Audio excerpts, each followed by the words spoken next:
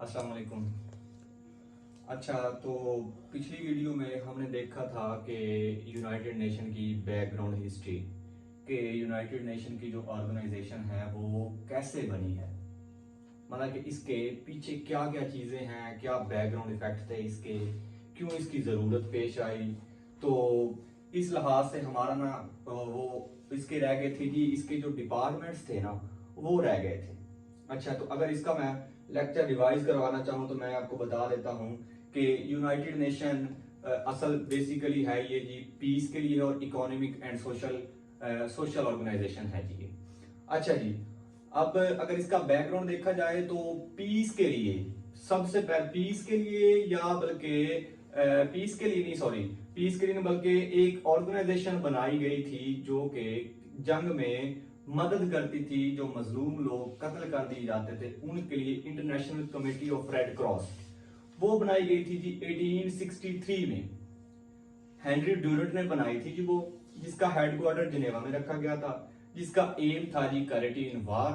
अच्छा जी, तो इसी असना में फिर इस जो ये ऑर्गेनाइजेशन थी बेसिकली इसका जो एम था वो जस्ट सिर्फ और सिर्फ कैरेटीन वार था, मतलब कि ये पीस के लिए नहीं थी या जंग को रोकना इसका कोई मकसद नहीं था। तो इसी वजह से फिर जंग को रोकने के लिए भी अब किसी ऑर्गेनाइजेशन की जरूरत थी। और आपको पता है 1914 में वर्ल्ड वार वन स्टार्ट हुई जो कि 1918 में एंड हुई। अच्छा जी, अब जब वर्ल्ड ये जंग शुरू हुई तो इस जंग को रोकने के लिए भी किसी चीज की जरूरत थी। अच्छा, इस जंग को रोकने के लिए जो ऑर्गेनाइजेशन बनाई गई वो जी 10 जनवरी 1920 में बनाई गई है जी इंटरनेशनल लीग ऑफ नेशन। इसका हेडक्वार्टर भी जिनेवा में रखा गया। मैंने आपको बताया पिछली अपनी वीडियो में कि जो जिनेवा है ये एक स्विट्जरलैंड का एक सिटी है जी, जिसे सिटी ऑफ कॉन्फ्रेंसेस भी कहते हैं। अच्छा, जब ये बना दी गई तो उसके बाद इसका जो ओरिजिनली मकसद था वो ये था कि इन फ्यूचर ऐसी वार ना हो, जैसी वर्ल्ड वार वन हुई थी कि इन फ्यूचर ऐसी वार ना हो। तो फिर लेकिन हुआ ऐसा कि 20 साल के बाद ये ऑर्गेनाइजेशन वर्ल्ड वार टू को रोकने में फेल हो गई और इसी तरह ये जो ऑर्गेनाइजेशन इसको डिसॉल्व कर दिया गया। अच्छा, उसके बाद अमेरिका वुड्रो विल्सन ने ये इंटरनेशनल लीग ऑफ नेशन बनाई थी अपने 14 पॉइंट दे के। लेकिन अब देखें, बनाई भी उन्होंने थी पीस के लिए, लेकिन फिर उन्होंने 1945 में एक ऐसा काम किया कि जिसने पीस को डिस्ट्रॉय करके रख दिया। वो उन्होंने ये किया कि उन्होंने जापान के दो सिटी हिरोशिमा एंड नागासाकी पे जी एटॉमिक बम फेंके, जिसकी वजह से एक तरह से पीस डिस्ट्रॉय होके रह गया। तो जब इन्होंने ये काम कर लिया, अमेरिका जो उनका प्रेसिडेंट था या अमेरिका था उन्होंने ये एक्सपेक्ट ही नहीं किया था कि इतनी तबाही आ जाएगी न्यूक्लियर बम से।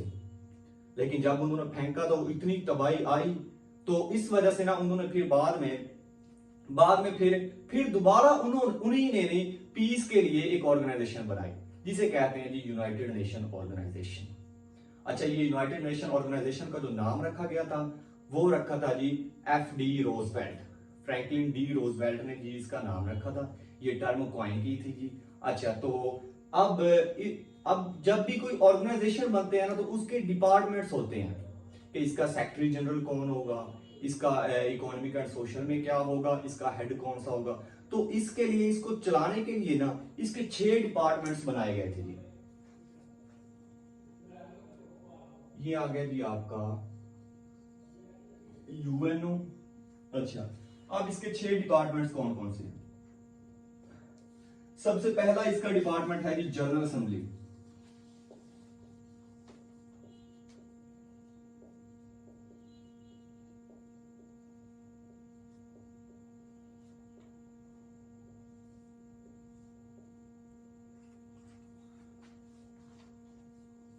दूसरा इसका है जी सोशल एंड इकोनॉमिक काउंसिल।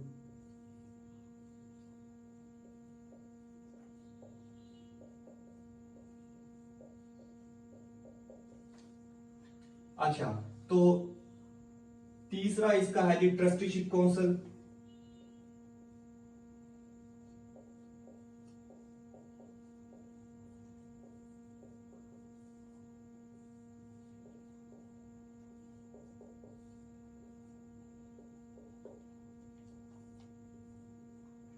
अच्छा, तो ये 3 डिपार्टमेंट हो गए। अच्छा, इसके बाद जो इसका 4th डिपार्टमेंट बनता है ये एक, दो,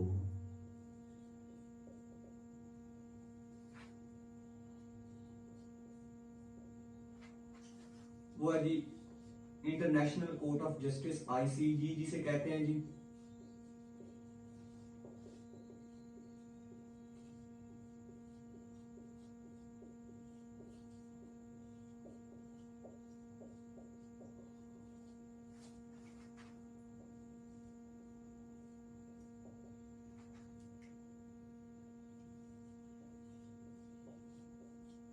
ये है जी सिक्योरिटी काउंसिल।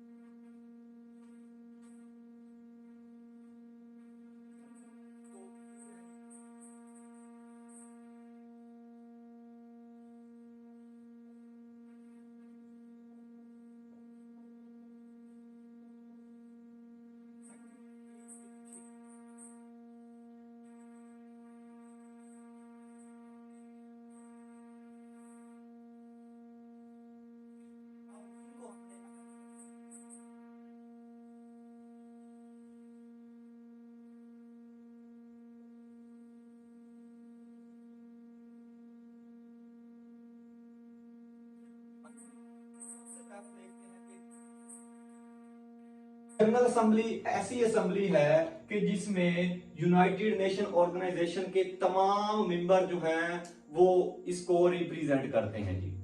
193 कंट्री इसे रिप्रेजेंट करता है जी।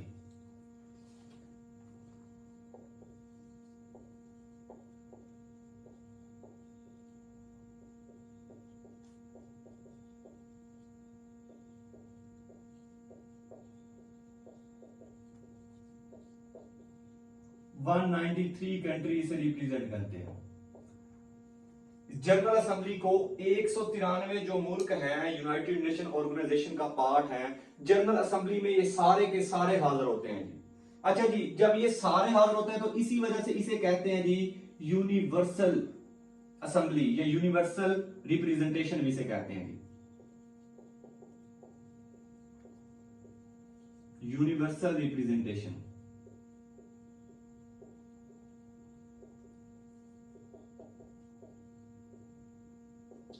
ये जी पूरी यूनिवर्स, पूरी दुनिया के जितने कंट्रीज हैं उन तमाम कंट्री के जो हेड ऑफ स्टेट हैं, जो हेड हैं, जो प्राइम मिनिस्टर हैं, प्रेसिडेंट हैं, वो सारे जी जनरल असेंबली को रिप्रेजेंट करते हैं जी। पूरे 193 कंट्री जो इसके मेंबर हैं वो सारे जनरल असेंबली में जी रिप्रेजेंट करते हैं जिसको, इसी वजह से इसे कहते हैं जी यूनिवर्सल रिप्रेजेंटेशन।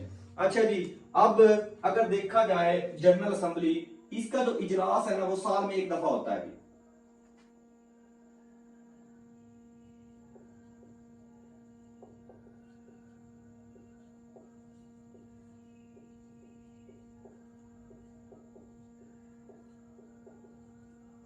सितंबर के महीने में जी इसका हर साल सितंबर के महीने में इसका इजलास होता है जी।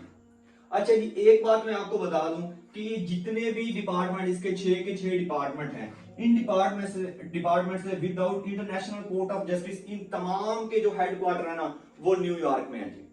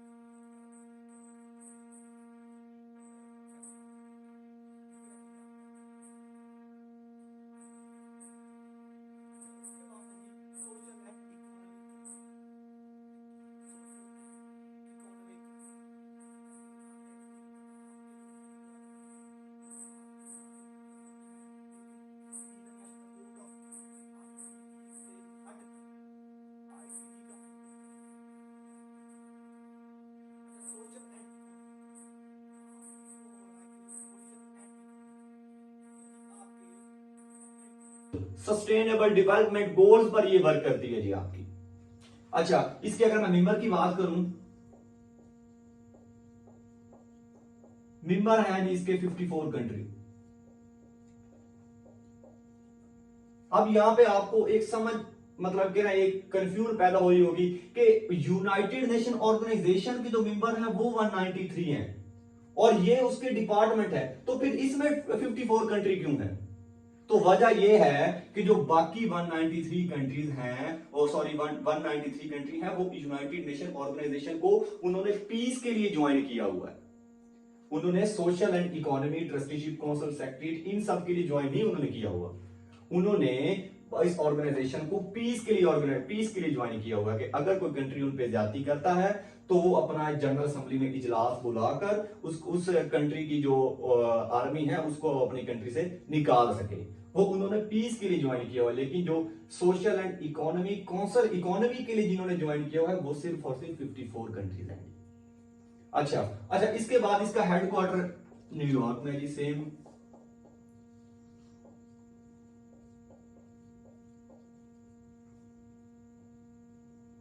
अच्छा, जो इसकी हेड की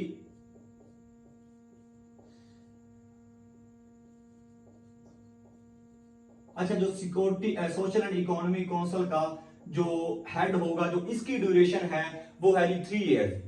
वो मतलब कि 3 ईयर के सिलेक्ट किया जाता है और 3 ईयर के बाद फिर चेंज कर दिया जाता है। फिर 54 कंट्रीज में जी वोटिंग होती है, जो जिस बंदे के हक में ज्यादा वोट हो जाएंगे वो बंदा इस डिपार्टमेंट का जी हेड बन जाता है। इसी तरह जो जनरल असेंबली के जो हेड की ड्यूरेशन है वो है जी 1 ईयर।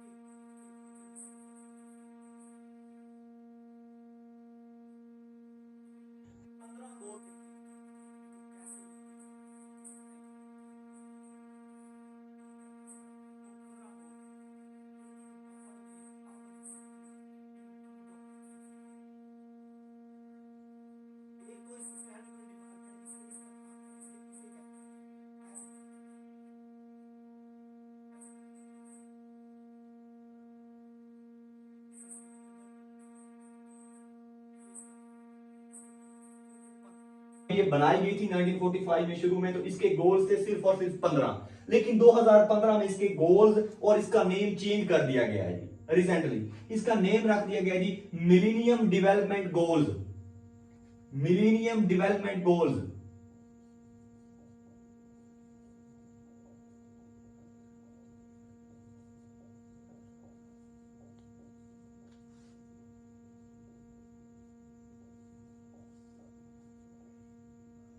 ये इसका नाम रख दिया गया है, और जो इसके गोल है ना वो भी 17 कर दिए गए हैं कि अब इसमें जी 2 गोल्स ऐड कर दिए गए हैं।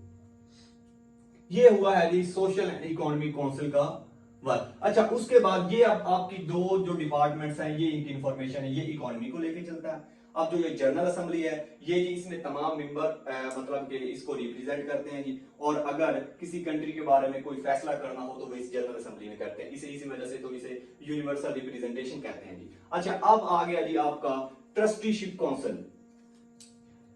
अच्छा, जो ट्रस्टीशिप काउंसिल है ना, जब ये यूनाइटेड नेशन ऑर्गेनाइजेशन बनाई गई थी तो उस वक्त दुनिया में 11 टेरिटरीज ऐसी थी जिनका कोई फैसला नहीं हो रहा था, जिनको कोई कंट्री मान नहीं रहा था, या कोई कंट्री उन पे डिस्प्यूटेड थे एक तरह से। वो मतलब कि किसी 2 से 3 कंट्रीज में वो जो इलाके थे वो डिस्प्यूटेड थे।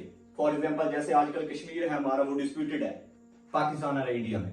इस तरह पैलेस्टाइन का इशू है, वो जी इसराइल को नहीं एक्सेप्ट कर रहे। इसी तरह कुछ 11 इलाके उस वक्त 1945 में 11 इलाके ऐसे थे जो कि डिस्प्यूटेड थे। उन्हें कोई मतलब कि कोई भी कंट्री, उन्हें एक कंट्री दूसरे का मान नहीं रहा था कि ये उनका इलाका है। इसी तरह 11 इलाके थे जो डिस्प्यूटेड थे जी। 11 टेरिटरीज थी जी।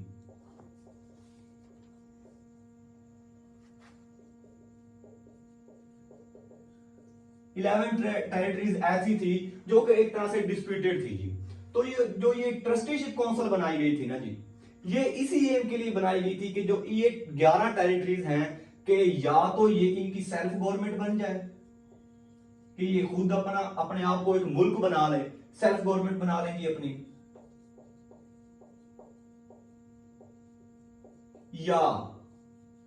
या इन्हें इंडिपेंडेंस दे दी जाए, या इन्हें आजादी दे दी जाए।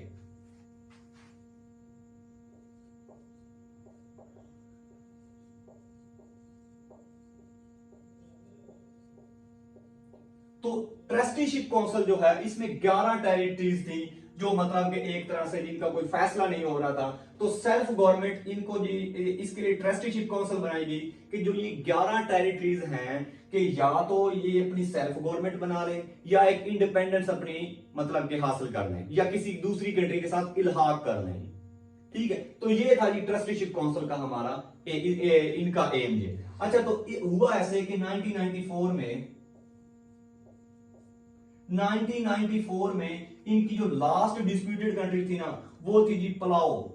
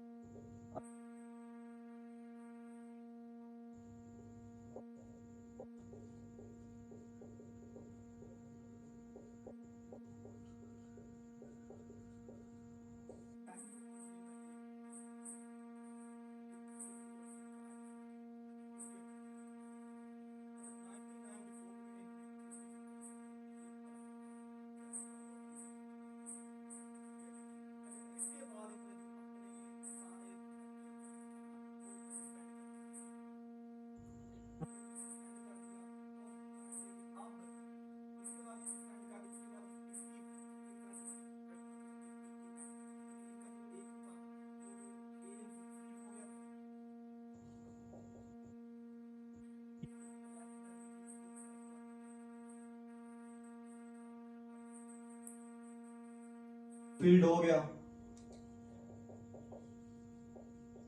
अच्छा जी, जब इनका एम फुलफिल्ड हो गया तो उसके बाद इन्होंने जी अपने मतलब कि नवंबर 1994 में इन्होंने अपने नवंबर 1994 सस्पेंडेड।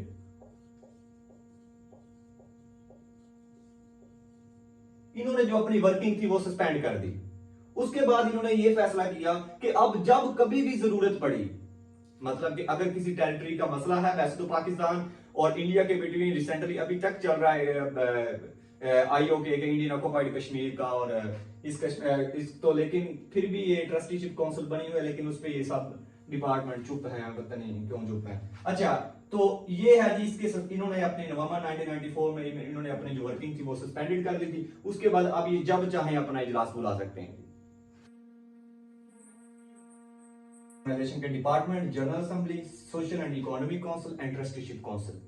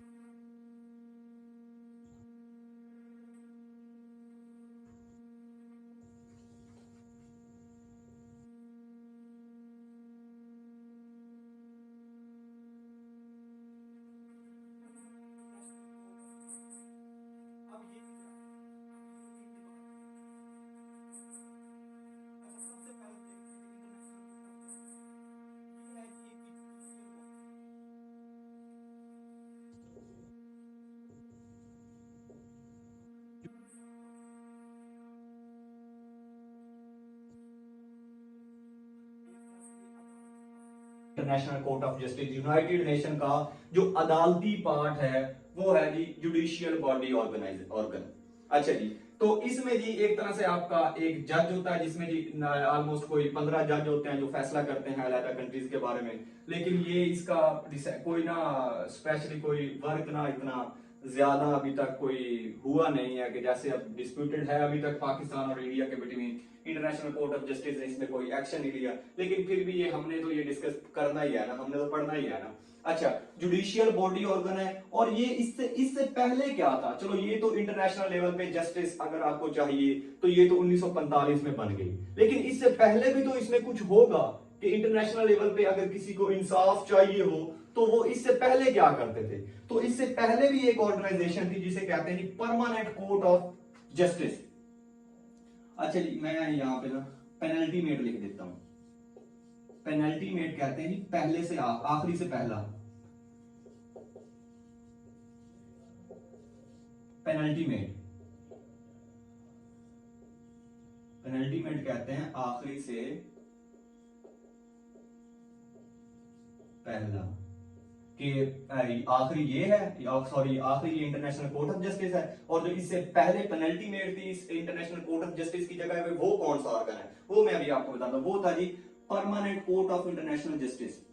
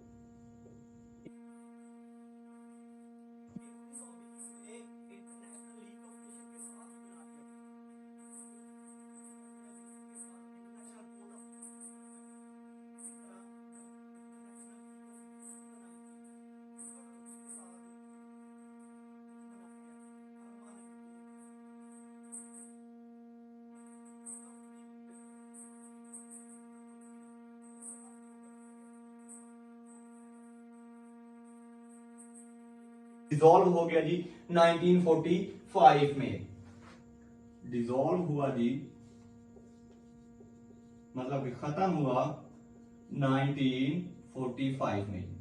वर्ल्ड वार 2 के साथ ये भी खत्म हो गया जी, क्योंकि इसके बाद एक नई ऑर्गेनाइजेशन आई थी। अब जो नई ऑर्गेनाइजेशन आई है उसने सारों ने अपने अपने अलग अलग उसने अपना वर्क करना था जी। अच्छा जी, ये इंटरनेशनल कोर्ट जुडिशियल ऑर्गन है जी, इसके पेनल्टी मेट थी जी permanent court of international justice. अब देखते हैं जी इसका हेडक्वार्टर कहां पे है। अच्छा, तो जो इसका हेडक्वार्टर है ना जी वो है जी the Hague, the Hague Netherland, Netherland के अंदर इसका है जी।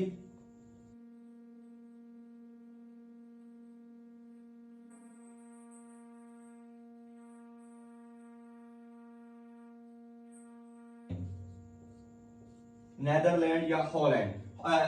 हेग के अंदर एक पैलेस है जी, पीस पैलेस।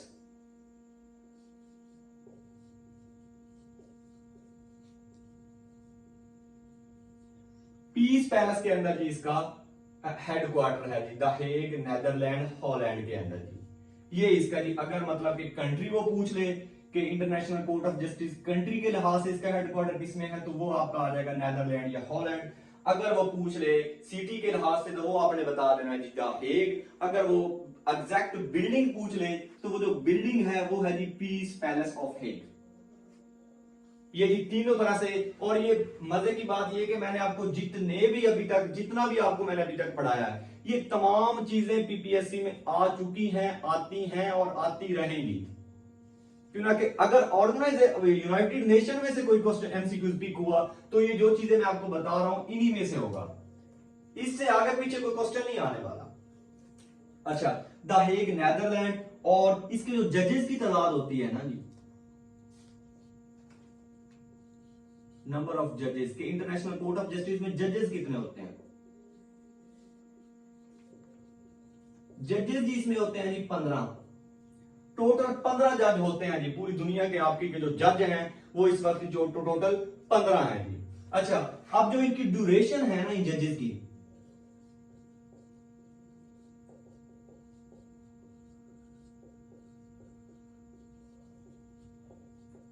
इनकी ड्यूरेशन है जी 9 ईयर्स। 9 ईयर के लिए ये जी 15 जज आपके सिलेक्ट होते हैं जी, और हर 9 साल के बाद ये जी चेंज हो जाते हैं जी, फिर न्यू 15 जज बनते हैं जी। 15 जजेस हैं जी आपके जो कि जिनकी ड्यूरेशन है जी 9 ईयर।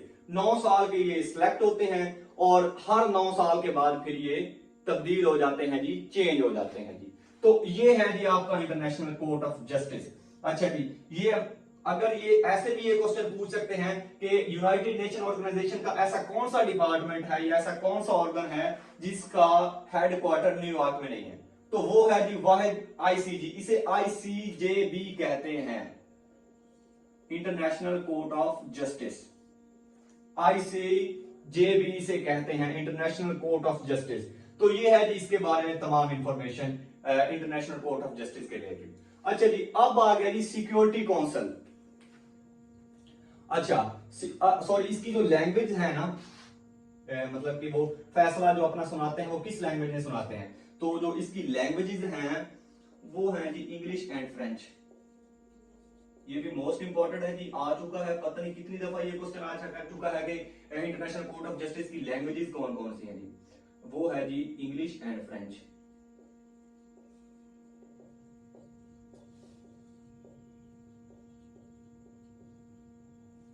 दो लैंग्वेजेस हैं जी इसकी। अच्छा, अगर मैं यूनाइटेड नेशन ऑर्गेनाइजेशन की लैंग्वेजेस की बात करूं कि इसकी लैंग्वेजेस कितनी हैं, तो जो इसकी लैंग्वेजेस है ना वो है जी टोटल है जी 6। वो मैं आपको भी बताता हूं। सिक्योरिटी ये पहले खत्म कर देते हैं। अच्छा, सिक्योरिटी काउंसिल जो है इसका मकसद क्या है, जैसा कि ये नाम से शो हो रहा है कि दुनिया में सिक्योरिटी, दुनिया को सिक्योर करने के लिए जो बनाई गई है। अच्छा जी, जब ये शुरू में बनाई गई,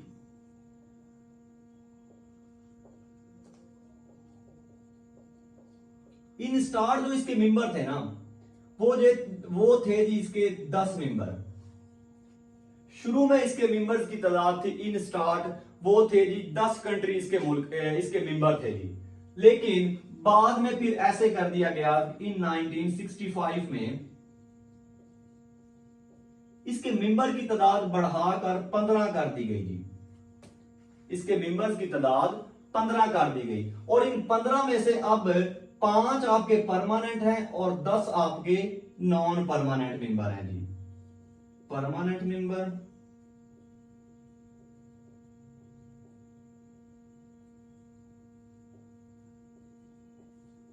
और जो आपके ये हैं जी आपके 5 परमानेंट मेंबर, और ये हैं जी इधर आपके 10 नॉन परमानेंट मेंबर।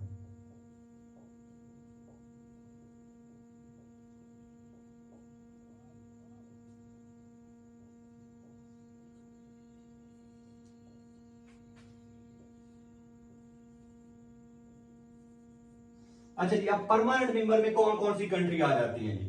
सबसे पहले इसमें आता है जी USA, United State of America, then UK, then Russia, then China, then France.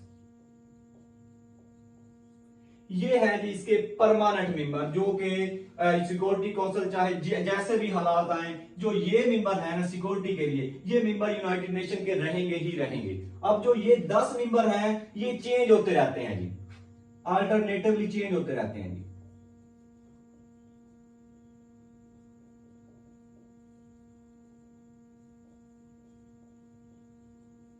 जो ये मेंबर है 10, ये ऑल्टरनेटिवली चेंज होते रहते हैं, लेकिन जो ये 5 मेंबर है ना ये परमानेंट मेंबर हैं जी, चाहे जैसे भी हालात हो ये मेंबर रहेंगे ही रहेंगे। तो यही तो है वीटो पावर आपकी, वीटो पावर। यही कंट्री जी वीटो पावर कहलाती हैं आपकी। जैसे आप न्यूज में सुनते होंगे कि अगर कहीं भी कोई हादसा हो जाता है तो कह देते हैं कि जी वीटो हो गया है जी। वीटो अब क्या है, वीटो ये 5 कंट्री की फोर्स है जी इकट्ठी हुई हो जो, जो अगर किसी भी कंट्री में अगर कोई मतलब कि वो हादसा करते हैं तो वो जी अगर रशिया अपना सिर्फ अपना कर रहा है, जैसे 2011 में अमेरिका ने हमारे पाकिस्तान के बॉर्डर पे किया था जी, और लेकिन उन्होंने इल्जाम लगा दिया था कि वीटो हो गई, लेकिन ओरिजिनली वो फोर्स यूएसए की थी, इन तमाम कंट्री का कोई उसमें हिस्सा नहीं था। लेकिन क्यों ना कि ये एक तरह से इसके परमानेंट मेंबर है, तो वो जो इसको नाम दे देते हैं ऐसे, ये एक तरह से इनका नेगेटिव रोल है पूरी यूनाइटेड नेशन का जो नेगेटिव रोल है वो है जी ये वीटो पावर।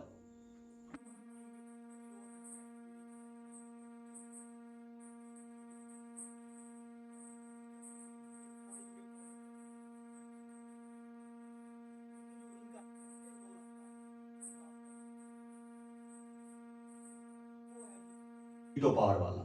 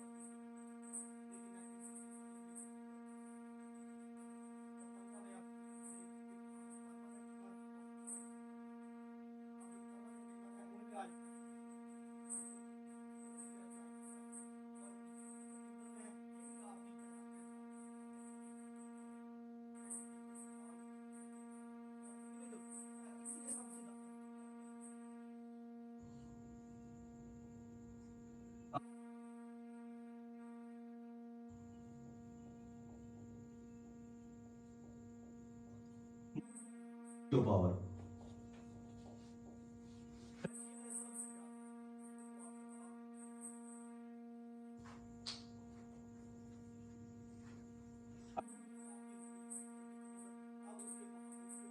जी सेक्रेटरी डिपार्टमेंट।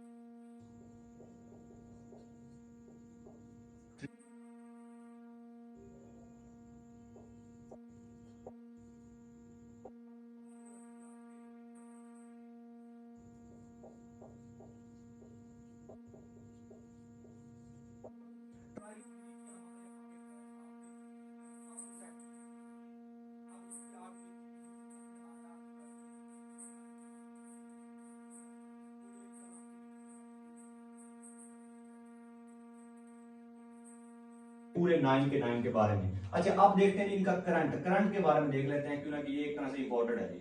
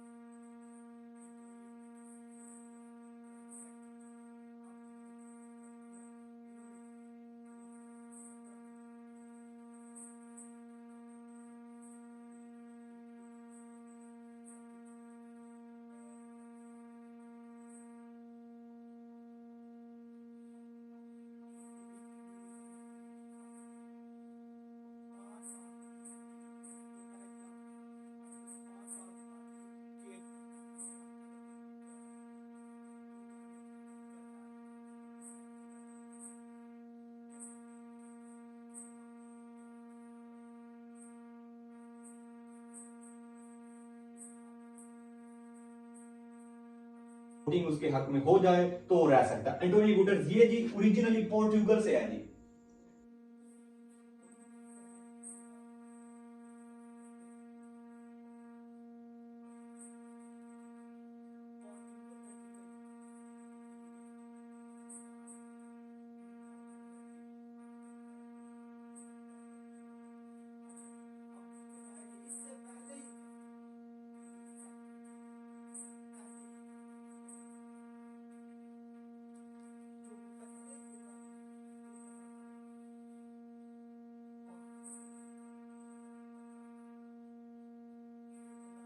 जी आपका United Nation High Commissioner refuge का हेड रहा है जी, हेड ऑफ यूएन HCR में लिख रहा हूं, एब्रीवेशन इसकी बनती है जी United Nation High Commissioner refuge. जो रिफ्यूजीज के लिए जो डिपार्टमेंट बना हुआ है यूनाइटेड नेशन के, इसके अभी डिपार्टमेंट सॉरी इसकी ऑर्गन इसके हैं अभी, इसकी जो ऑर्गेनाइजेशन है जैसे फूड है, उसके बाद इसके काफी सारे इसके जो डिपार्टमेंट है जो WHO WMO काफी इसके डिपार्टमेंट है, उसके ऑर्गेनाइजेशन में आ जाते हैं, वो भी हम निकलने हैं। लेकिन जो एंटोनियो गुटेरेस है ये करंट सेक्रेटरी जनरल बनने से पहले क्या था जी, ये head of United Nation High commissioner refugees था जी। अच्छा इससे पहले ये क्या था, अच्छा इससे पहले ये 1998 से लेकर 2005 तक आपका रहा है जी पोर्टुगल प्राइम मिनिस्टर था जी, Portugal PM Portugal prime minister था जी आपका 1998 से लेकर 2005 तक ये आपका पोर्टुगल प्राइम मिनिस्टर रहा है। उसके बाद 2005 से लेकर 2015 तक ये head of United Nation High commissioner refugees रहा है। उसके बाद 2017 से लेकर अब तक टिल नाउ ये जी आपका सेक्रेटरी जनरल है और ये 9th सेक्रेटरी जनरल है जी।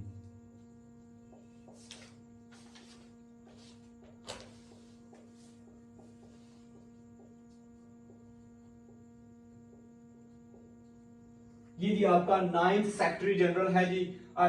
ये आई थिंक यूनाइटेड नेशन के बारे में अब कंप्लीट हो गया, बाकी पीछे कुछ रहता नहीं है, वो इसकी लैंग्वेजेस रहती हैं, वो मैं आपको लैंग्वेजेस आप बता देता हूं। अगर आपको इस टॉपिक में से किसी की मजीद समझना है तो आप हमसे इनबॉक्स में पूछ सकते हैं जी, कमेंट बॉक्स में पूछ सकते हैं जी। हाँ, international court of justice, security council and secretariat, ये डिपार्टमेंट भी इसके 6 के 6 कंप्लीट हो गए हैं। और इनमें कोई भी क्वेश्चन ऐसा नहीं है कि जो अगर कोई PPSC में आपको क्वेश्चन आ जाए तो वो अगर इनसे बाहर आए तो ऐसा कोई क्वेश्चन बन नहीं सकता इनमें से। आप इसके सेक्रेटरी जनरल रह गए हैं, वो इंशाल्लाह उसके लिए मैं एक अलग से वीडियो बनाऊंगा जिसमें आपको मैं कंप्लीट जो सेक्रेटरी जनरल है पूरे 9 के 9 उनका इंट्रोडक्शन करवाऊंगा कि वो किस कंट्री से थे, उन्होंने क्या क्या वर्क किया है जी, और उनकी मतलब के पोजीशन क्या है जी, पहले पे कौन था, दूसरे पे कौन था, तीसरे पे कौन था, वो इंशाल्लाह आपके साथ एक अलग वीडियो में मैं आपके साथ डिस्कस करूंगा।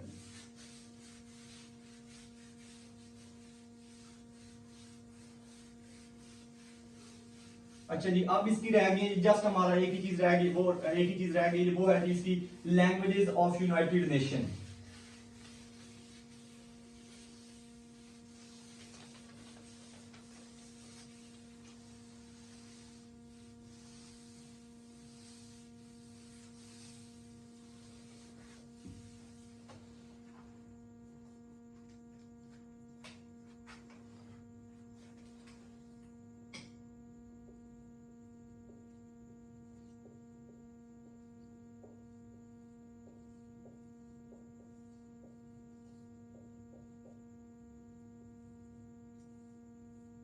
लैंग्वेजेस रह गई जी यूनाइटेड नेशन की, इनकी लैंग्वेजेस कौन कौन सी जी। बेसिकली देखा जाए तो इनकी जी टोटल लैंग्वेजेस हैं जी 6।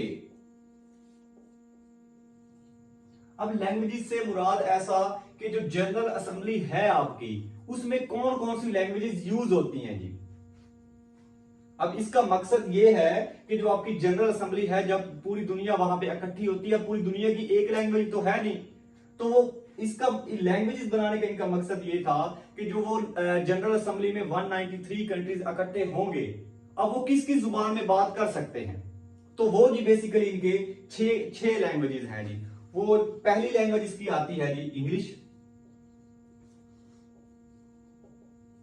इन लैंग्वेजेस को याद करने का एक बेस्ट तरीका यह है कि आप अपने जहन में रखें कि मेजॉरिटी इज अथॉरिटी, कि जितनी जिनकी तादाद होगी वो इतनी ज्यादा उनकी मेजॉरिटी होगी और मेजॉरिटी ही उनकी लैंग्वेज बन जाएगी।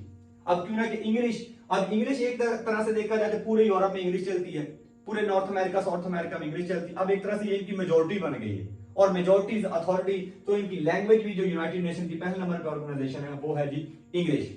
अच्छा, उसके बाद देखें जी अरेबियन, अरबिक। अच्छा जी, आप देखें पूरा मिडल ईस्ट जिसमें आपका Saudi Arabia, Yemen, Oman, Qatar, Kuwait, Bahrain, Iraq, Iran, ये जो मिडल ईस्ट की जितनी भी कंट्रीज है ना, उन तमाम वो जो तमाम कंट्री है वो है जी अरबिक कंट्रीज हैं जी, जिन्हें हम अरब कंट्री, अरब मुमालिक कहते हैं जी। तो अब उनकी भी एक तरह से दुनिया में मेजोरिटी बन गई, मेजोरिटी बन गई तो फिर उनकी वही इंटरनेशनल यूनाइटेड नेशन में लैंग्वेज बन गई। अच्छा, इसके बाद आती है जी आपकी चाइनीज। चाइनीज की बताने की जरूरत तो नहीं, चलो मैं बताता हूं। चाइनीज की देखें, चाइना पूरी दुनिया का आबादी के लिहाज से सबसे बड़ा कंट्री है जी। ऑलमोस्ट इसकी 1 अरब और कोई 50 करोड़ के करीब इसकी अब आबादी रिसेंटली अब होने वाली है, 2022 में इसकी हो जाएगी, जो एक्सपेक्टेड आई है, करंट आई है जी। अच्छा, चाइनीज। उसके बाद इसकी है जी फ्रेंच। अच्छा, फ्रेंच ये बेसिकली ओरिजिनल ये फ्रांस की लैंग्वेज है जी, फ्रांस से निकला है ना फ्रेंच पीपल। अब देखें फ्रांस एक तरह से एटमी पावर था जी किसी दौर में फ्रेंच एटमी एटॉमिक पावर था जी, सुपर पावर जिसे आप कहते हैं, ये सुपर पावर था जी। अब इसी वजह से इसने अलग कंट्रीज पे कब्जे भी किए पूरी। ये अगर आप देखें जो आपका ये अमेरिका का और कनाडा का जो ईस्टर्न पार्ट देखें, तो ईस्टर्न पार्ट में किसी दौर में फ्रेंच की हुकूमत होती थी। तो इसी वजह से इनकी अब जहां पे ये गए वहां उनके आजादी उन्होंने अमेरिका ने और कनाडा ने बेशक हासिल कर ली, लेकिन उसके लैंग्वेज तो इनकी वही रहेगी ना, क्योंकि जो जब वो वहां पे गए तो उनकी लैंग्वेजेस का तो कुछ उन लोगों पे असर होना था ना, क्योंकि एक तरह से वो तो गुलाम बन गए थे इनके। तो इस वजह से जो इनकी लैंग्वेज है वो है जी फ्रेंच।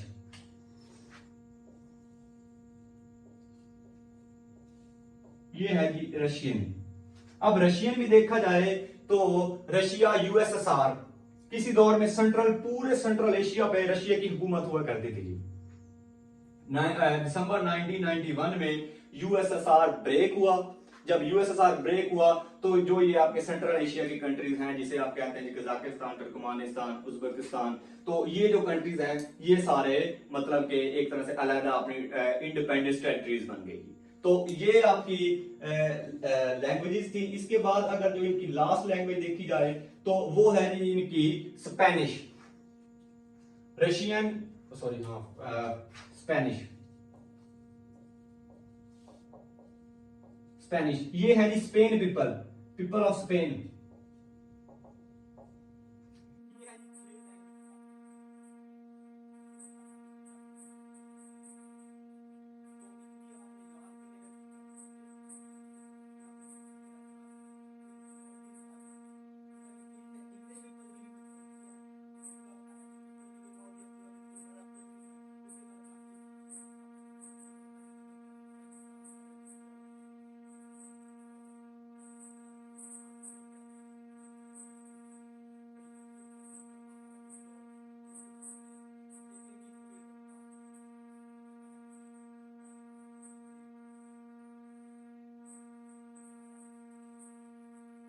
स्पेन, इस वजह से ये भी पुराना कंट्री है और इस पे मुसलमानों की हुकूमत भी रही। मुसलमानों की हुकूमत से हटके ये भी एक अपने दौर में सुपर पावर रहा है। तो इन 6 कंट्रीज की दुनिया में मेजोरिटी बनी, तो इसी वजह से इन्हीं कंट्रीज की जो लैंग्वेजेस को अपना के यूनाइटेड नेशन ऑर्गेनाइजेशन की लैंग्वेजेस बना दी गई। तो ये आपका यूनाइटेड नेशन ऑर्गेनाइजेशन का आज टॉपिक कंप्लीट हो गया। मैं उम्मीद करता हूँ आपको इस पूरे टॉपिक की समझ आई होगी। अगर इस टॉपिक में से कोई मजीद चीज रह गई हो या आप डिस्कस करना चाहते हो तो आप कर सकते हैं कमेंट बॉक्स में। थैंक यू, अल्लाह हाफिज़।